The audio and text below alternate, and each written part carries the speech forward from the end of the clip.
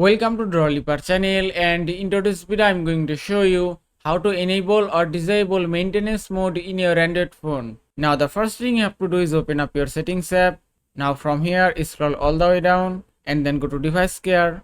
After that scroll down again and then go to maintenance mode. Then tap on turn on. Then tap on restart. Now the phone will take restart to enable maintenance mode. Normally it will take around 2 minutes. So just give it a moment. And you can see the phone is switching to maintenance mode. Now you can see in my phone maintenance mode has been enabled successfully. Now if you want to disable maintenance mode, just swipe from top to bottom and then tap on tap here to exit. Then tap on exit. Then tap on restart. Then you have to draw your current pin or pattern. Now the phone will take restart again to disable maintenance mode. So just give it a moment to disable it. And the restart is complete.